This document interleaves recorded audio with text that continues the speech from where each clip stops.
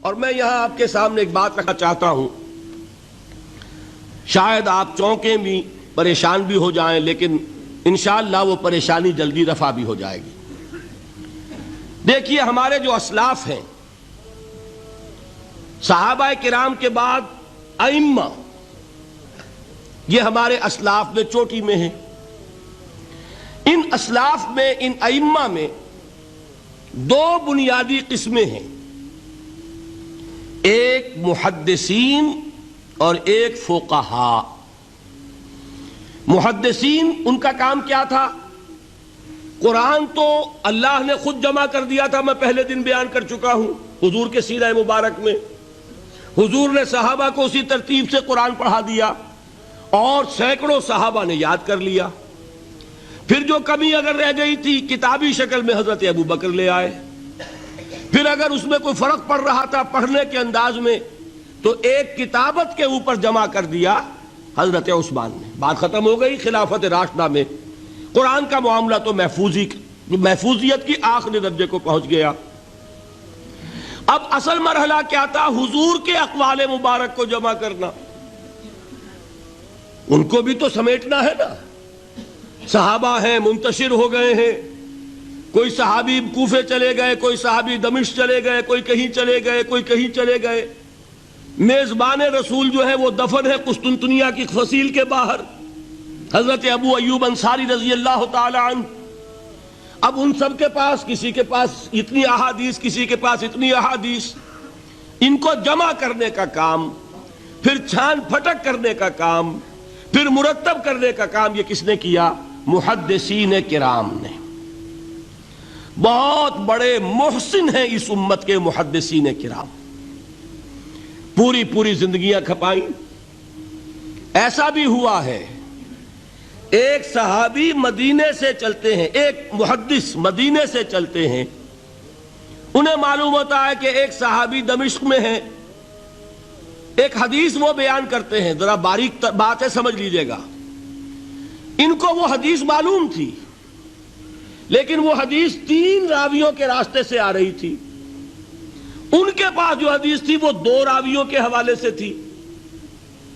اب وہ جاتے ہیں اور وہ بیت المقدس کا اور وہ دمشق کا سفر کرتے ہیں صرف اس حدیث کو سننے کے لیے، سواری سے اترتے بھی نہیں۔ میں نے سنا ہے آپ حضور کی یہ حدیث بیان کرتے ہیں، جی ہاں، ذرا مجھے سنا دیجئے۔ سنا دیا، ویسے ہی اپنے اونٹ کی جو ہے گردن موڑ لی کہ واپس، بھائی اترو، ٹھہرو، قیام کرو۔ نہیں، میں صرف ایک حدیث رسول تم سے سننے کے لیے آیا تھا، میں اپنے اس سفر میں کوئی اور مقصد جمع نہیں کرنا چاہتا۔ یہ کام کیا محدثین نے۔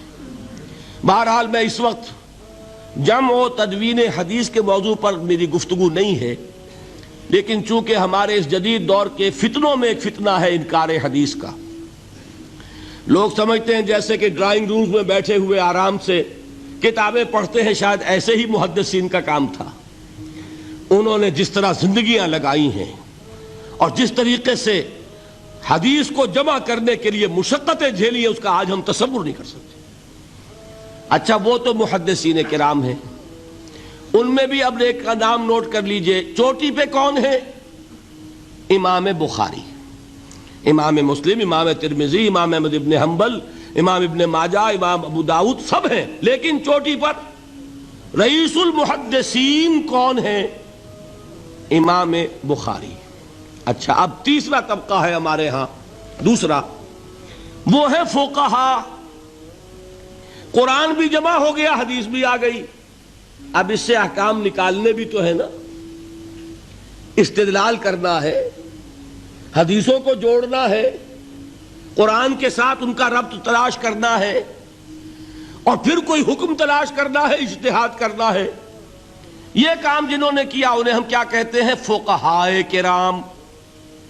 اور ان میں بہرحال جو لوگ یہاں جمع ہیں، مجھے یقین ہے کہ وہ اس بات کو تسلیم کرتے ہوں گے کہ ان میں چوٹی پر ہیں امام ابو حنیفہ رحمۃ اللہ علیہ، امام اعظم۔ ٹھیک ہے، کسی کی رائے ذرا مختلف بھی ہو سکتی ہے، کوئی شافعی مسلک کا ہے تو امام شافعی کو بہرحال وہ اونچا درجہ دے گا، مالکی مسلک کا ہے تو امام مالک سے اسے زیادہ نسبت ہے۔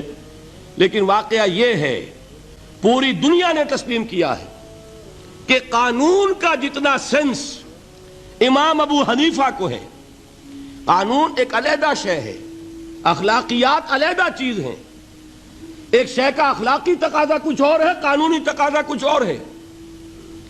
آپ کو کسی نے تھپڑ مارا، اخلاقی تقاضا کیا ہے؟ معاف کر دو بھائی، اور قانونی تقاضا کیا ہے؟ جوابی تھپڑ رسید کرو، اس لیے کہ اگر یہ نہیں کرو گے تو اس کی ہمت افزائی ہوگی، یہ کسی اور کو بھی تھپڑ مارے گا۔ قانون کا تقاضا یہ ہے، السن بالسن، دانت کا بدلہ دانت، والأذن بالأذن، کان کا بدلہ کان، قانون یہ ہے۔ اور اخلاق کا تقاضا کیا ہے؟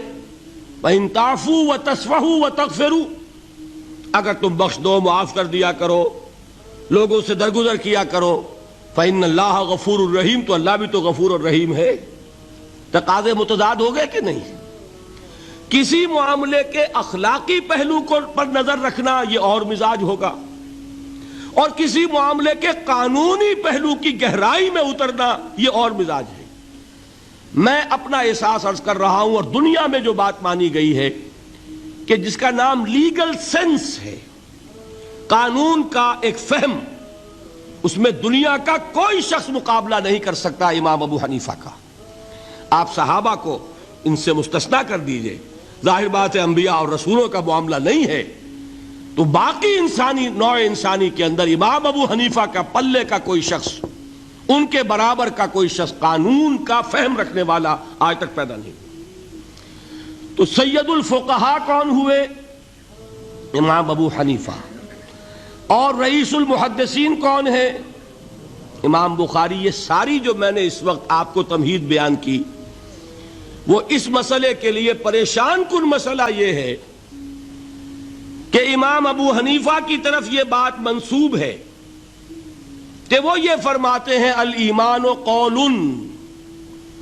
ایمان نام ہے صرف قول کا، عمل اس میں زیر بحث نہیں آتا۔ ولا یزید ولا ینقص، وہ ایمان نہ گھٹتا ہے نہ بڑھتا ہے۔ ایک سٹیٹمنٹ سمجھ میں آ گیا نا؟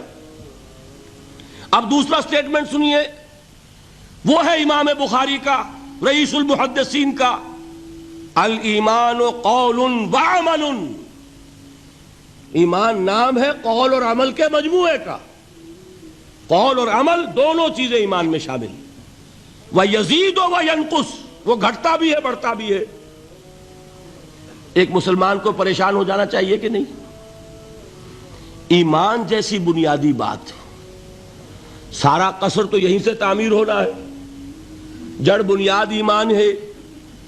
ایمان کے بارے میں کوئی 14ویں صدی کے 15ویں صدی ہجری کے کوئی علماء ہوں، بڑے سے بڑے ہوں، ان کا اختلاف ہو جائے تو تشویش نہیں ہوگی۔ یہ کن کے درمیان اختلاف ہو رہا ہے؟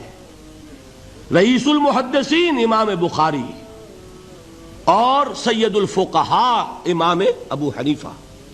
اور کتنا بنیادی اختلاف، بظاہر متضاد باتیں، بظاہر کہہ رہا ہوں میں نے کہا تھا مجھے پہلے آپ کو پریشان کرنا ہے، پھر تاکہ آپ کی سمجھ میں بات آئے یہ پریشانی رفع کیسے ہوتی ہے، اسی سے علم میں اضافہ ہوتا ہے۔ بات جو ہے وہ گہرائی کے ساتھ سمجھ میں آتی ہے کہ مسئلہ پہلے سامنے ہو۔ مسئلے کی اہمیت سامنے نہیں ہوگی تو آپ توجہ اتنی نہیں کریں گے۔ تو دیکھیے تضاد کتنا ہے، بعد المشرقین جسے کہتے ہیں ہم اپنے محاورے میں، کہ ایک مشرق کی بات ہے تو دوسری مغرب کی ہے۔ الایمان قول، نہیں، الایمان قول وعمل، تضاد ہے نا۔ لا یزید ولا ینقص، نہیں، یزید وینقص، تو یہ تو معلوم ہوتا ہے کہ بہت زبردست اختلاف ہے جو حل نہیں ہو سکے گا۔ اللہ تعالیٰ کا شکر ادا کرتا ہوں، اس نے اس کا حل سمجھایا۔ اور کیسا سمجھایا؟ میں پورے انشراح صدر کے ساتھ کہہ رہا ہوں، اس میں کوئی تصنع نہیں، کوئی تکلف نہیں۔ میرے نزدیک دونوں باتیں 100% درست ہیں۔ یہ نہیں کہ 50% یہ درست 50% وہ درست، نہیں، یہ بھی 100% درست، یہ بھی 100% درست۔ فرق کیا ہے؟ محل مختلف ہے۔ امام ابو حنیفہ قانونی ایمان کی بات کر رہے ہیں اور امام بخاری حقیقی ایمان کی بات کر رہے ہیں۔ قانونی ایمان کے اعتبار سے 100% درست ہے یہ بات کہ وہ صرف قول ہے، عمل نہیں، زیر بحث آئے گا۔ ایک شخص نماز نہیں پڑھتا کافر نہیں ہے، نماز کا منکر ہو جائے کافر، زکوٰۃ نہیں دیتا فاسق ہے، فاجر ہے، کافر نہیں ہے، زکوٰۃ کہہ دے کہ ہے ہی نہیں دین میں، کافر۔ فرشتہ کس نے دیکھا، کیا پتا کیسا ہوتا ہے؟ حضور نے بھی اصل فرشتہ اپنی اصل ملکی شکل میں صرف 2 دفعہ دیکھا ہے، ورنہ تو انسانی شکل میں آتا تھا یا نظر ہی نہیں آتا تھا۔ 2 باتیں تھیں، وہی ہو جاتی تھی، نظر کوئی نہیں آتا تھا، یا انسانی شکل میں نظر آیا۔ اصل ملکی شکل میں حضرت جبرائیل کو 2 مرتبہ دیکھا۔ وَلَقَدْ رَآهُ بِالْأُفُقِ الْمُبِينِ وَلَقَدْ رَآهُ نَزْلَةً أُخْرَى عِنْدَ سِدْرَةِ الْمُنْتَهَى، ایک مرتبہ افق مبین پر دیکھا، ایک مرتبہ سدرۃ المنتہا کے پاس جبرائیل اپنی اصل شکل میں ظاہر ہوئے۔ اب ظاہر بات ہے ہم نے تو نہیں دیکھا نا، لیکن ہم مانتے ہیں جبرائیل کو، مانتے ہیں فرشتوں کو، نہیں مانیں گے کافر ہو جائیں گے۔ تو معلوم ہوا کہ قانونی ایمان جس پر دار و مدار ہے کفر اور اسلام کا، اس کا کل دار و مدار صرف قول پر ہے، ماننے پر ہے، اقرار باللسان پر ہے۔ یہ بات آپ نے سنی ہوگی، امام ابو حنیفہ کا قول ہے 100% درست کہ گناہ کبیرہ سے بھی انسان کافر نہیں ہوتا۔ کبیرہ گناہ ہے، شراب پی ہے، کافر نہیں ہے، حد لگا دو۔ حضرت عمر نے اپنے بیٹے پر حد جاری کی، ایک مرتبہ مصر میں حد جاری ہو چکی تھی، لیکن حضرت عمر کو احساس ہوا کہ وہاں شاید رعایت کی گئی ہوگی خلیفہ کے بیٹے پر حد جاری کرنے میں، لہذا پھر بلایا اپنے پاس اور دوبارہ حد جاری کی۔ حد جاری کرو لیکن کافر نہیں ہوگا۔ اگر کسی سے زنا ہو گیا ہے، میں آپ کو واقعہ سنا چکا، غامدی خاتون، حد جاری ہو جائے گی، لیکن یہ کہ اس کو کافر نہیں کہہ سکتے۔ کافر کیا کہیں گے؟ میں تو سنا چکا آپ کو کہ ذرا کسی نے کہہ دیا بے حیا عورت تھی تو حضور نے کیسی ڈانٹ پلائی ہے، کتنا اس کا رتبہ بیان کیا ہے۔ اس نے تو وہ توبہ کی ہے کہ مگر مدینے کی پوری آبادی پر اس کو تقسیم کر دیا جائے تو سب کی نجات کے لیے کافی ہو جائے۔ معلوم ہوا تکفیر اور ہے اور کسی کا فاسق و فاجر ہونا اور ہے، اس میں حد فاصل انسان کا اقرار ہے۔